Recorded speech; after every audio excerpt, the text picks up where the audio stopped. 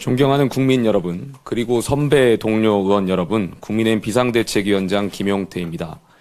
저는 오늘 헌법과 법치주의의 근간이 흔들리는 심각한 현실에 대해 말씀드리려 합니다. 지금 이 순간 대한민국 사법부가 권력의 입김 앞에 흔들리는 정의의 저울이 되고 있습니다. 서울고등법원이 이재명 대통령의 공직선거법 위반 사건 파기환송심 1차 공판 기일을 또다시 연기했습니다. 그 이유로 든 것이 헌법 제84조 대통령의 불소추 특권이라고 합니다. 대통령이 되면 죄가 사라집니까?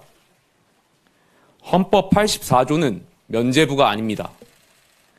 그 조항은 대통령의 국정수행을 보장하기 위한 최소한의 장치이지 이미 기소된 형사사건의 재판까지 중단하라는 것이 아닙니다.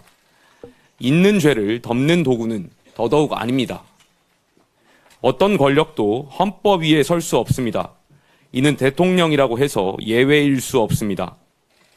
분노해야 할 지점은 분명합니다. 지난 5월 1일 대법원 전원합의체가 이 사건을 유죄 취지 파기환송했고 이에 따라 서울고법은 지난 15일 첫 공판을 열겠다고 밝혔습니다. 하지만 당시 이재명 후보 측은 선거운동 기간을 공평하게 보장해달라며 기일 연기를 요청했고 법원은 그 요구를 그대로 수용했습니다. 이번에 또 미뤘으니 법원 스스로 통치 권력의 눈치를 보고 있다고 자인한 것이나 다름없습니다. 물론 우리는 알고 있습니다. 대통령의 직무가 헌법상 보호를 받는다는 점을 말입니다. 하지만 오늘 서울고법의 판단은 한마디로 사법의 유예입니다. 권력의 일정에 순응한 개별재판부의 결정입니다. 헌법 제84조 해석을 둘러싼 논쟁이 엇갈리는 만큼 최종심인 대법원의 최종 결론을 구할 필요가 있습니다. 더 심각한 것은 민주당의 태도입니다. 개별재판부 판단에 맡기면 곤란하다면서 형사소송법 개정을 추진하겠다고 합니다. 대통령이 됐으니 아예 재판을 하지 못하게 막겠다는 것입니다. 이쯤 되면 사법부를 헌법이 부여한 독립기관으로서가 아니라 정치 권력의 하명기관쯤으로 여기는 것입니다. 존경하는 국민 여러분, 법 앞에 모든 국민이 평등하다는 헌법 정신이 무너지고 있습니다. 이재명 대통령은 유권자를 기만한 혐의로 대법원에서 유죄 취지 판결을 받았습니다. 그런데 대통령이 됐다는 이유 하나로 이 사건을 심리하지 않는다면 그게 과연 사법 정의에 맞습니까? 죄 있는 권력자는 법망을 피해도 괜찮다는 뜻입니까? 우리는 지금 대통령이 된 순간 죄가 정지되는 제왕적 불소추 특권 국가로 가는 길목에 서 있습니다. 국민의힘은 침묵하지 않겠습니다. 사법부가 눈을 감는다면 우리가 국민을 대신해 부당함을 고발하겠습니다. 정의의 이름으로 맞서겠습니다.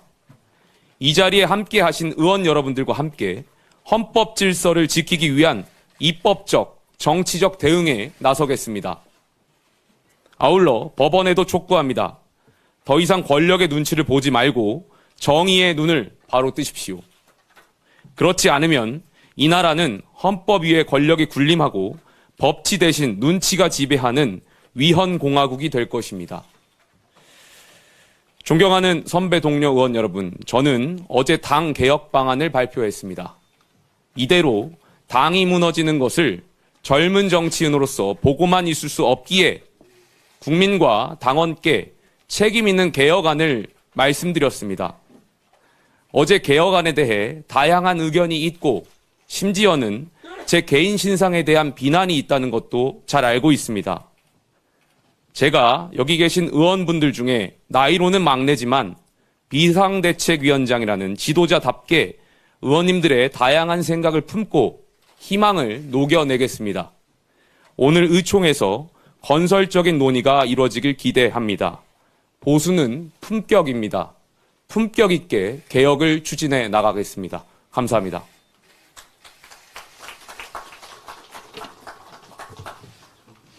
네, 지금부터 비공개로 진행되겠습니다. 언론인님 보좌진 여러분의 협조를 부탁드리겠습니다.